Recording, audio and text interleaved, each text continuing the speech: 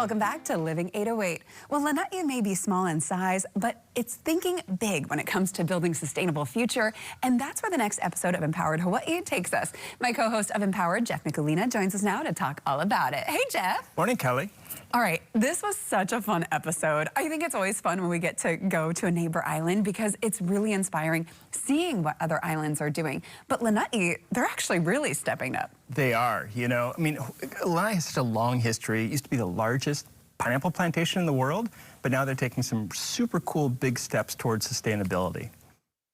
This is a fantastic project. One of the first ones we featured, the Hokua affordable housing, essentially. It's workforce housing, but they did it really tastefully. So all these homes you're seeing are completely off-grid, powered by solar with backup, so they have resiliency built in.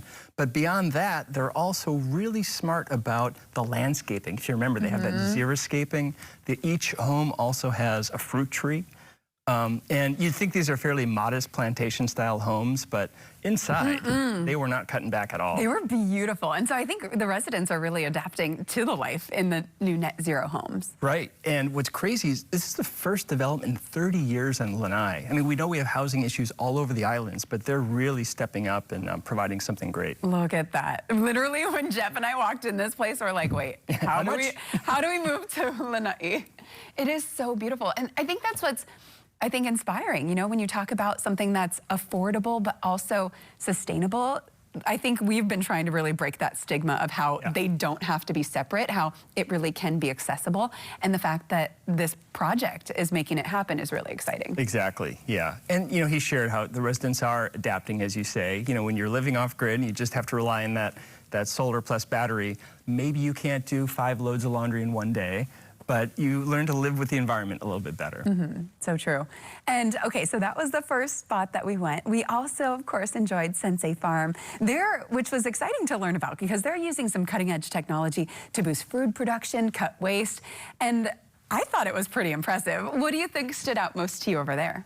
I mean, the scale that they're operating at, you know, we think about agriculture and we picture these big fields of, you know, whatever they're growing. Here they're doing it in greenhouses using, you know, data, AI, and then producing just immense amounts of veggies, things we can buy right here in Honolulu, Sensei Farms.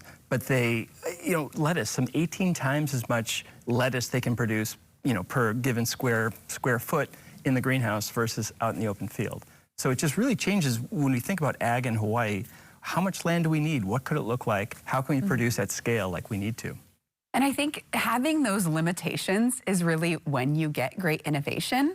And so seeing something like this in such a small place, you know, Lanai, it's a tiny island, but the fact that they're able to produce so much, I think is a real inspiration for others as well. It's like, why aren't we doing this everywhere? And so I think it really can be a blueprint for so many other places, other farmers. Exactly. So they're kind of the first of the first doing some of these. And I will say too, their packaging is pretty inspired as well. And they're cutting back in the plastic with that too, substantially. Which we actually had them on the show on Living 808 a couple years ago when they first switched over to talk about that. But still good to see that it's going strong. Right. Love it. And Kurt and his team, what they're doing over there, really, really fantastic in using that island as a living laboratory. Like what can they do there that can scale, you know, not only throughout Hawaii, but elsewhere. Yeah, and I think a lot of people, or at least local folks that know Lanai, they also think about the invasive species that are on Lanai, because we know it, a lot of us, as good hunting grounds. And so they're also doing a lot in terms of conservation, in terms of the invasive species. So can you share a little bit about what we talked about there? Sure, yep, and we headed up Mauka, and what you can see here is sort of this scar, and it's caused by the erosion by those ungulates like axis deer and pigs and the like. And that creates watershed problems. I mean, Lanai, small place, they have limited water, and you really need those forests if you want to have water there, because that's what captures that rain.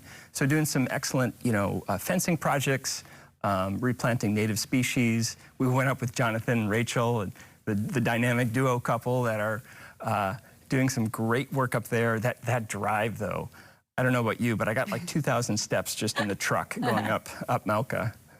That was so great. And shout out to them, by the way. Big mahalo for those musubis.